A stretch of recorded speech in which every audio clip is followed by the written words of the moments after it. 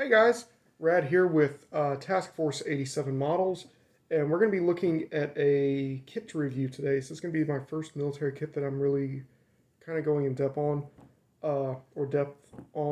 So let's dive right into the kit. Today we're going to be taking a look at Trident number 87152, aka the M1078A1 LSAC. Sorry if the name is reversed. I'm doing this off my cell phone. This is a armored LMTV. For those of you who don't know what the LSAC is, it's an earlier version of the armored LMTV that we saw kind of in the mid portions of the Operation Iraqi Freedom for the U.S. and Allied forces. I built this, or am currently building this model with a CROWS system, and those of you who are not familiar with what a CROWS system is, it's a remote turret system, as we can see here in this model. Now, as you can see, there's kind of like a menagerie of different colors and textures on this model, and I'm going to go into a little bit more depth here on exactly why that is. So when you get this model, buyer beware, it's not a complete kit.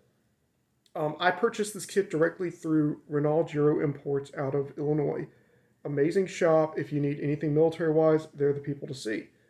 The kit itself is about 80% resin, the rest is plastic. The items that are plastic are the rail systems right here, which also have the seats, which have not been installed yet.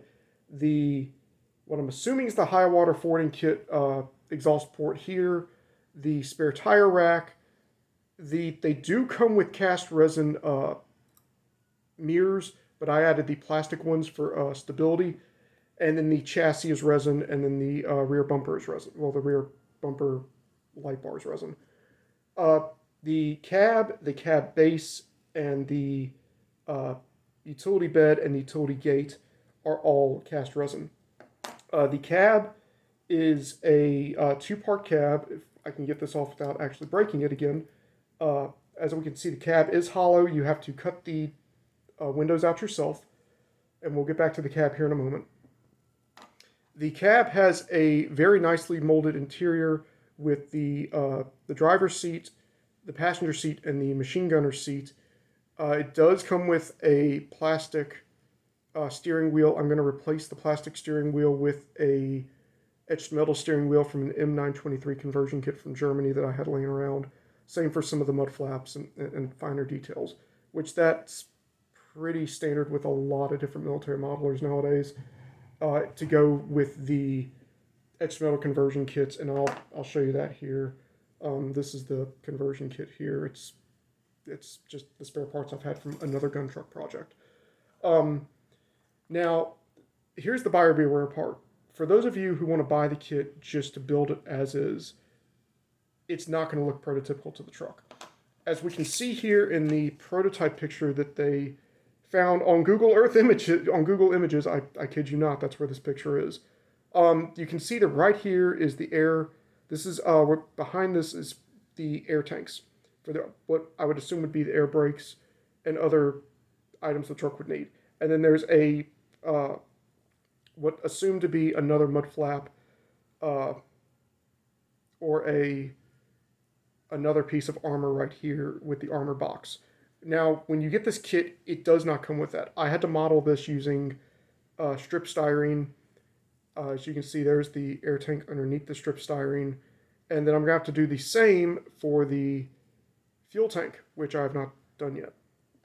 This is something that, for those of you who are just getting into the military market, you might be a little bit afraid to do this. Don't be. This is one of the easier resin kits Trident puts out. The only thing that personally annoys me are the wheels. The wheels are solid resin. They're not a two-piece wheel set. They're just there. So I'm probably going to end up buying another LMTV just for the resin or the rubber wheels and with the plastic hubs. Just because that's what I prefer.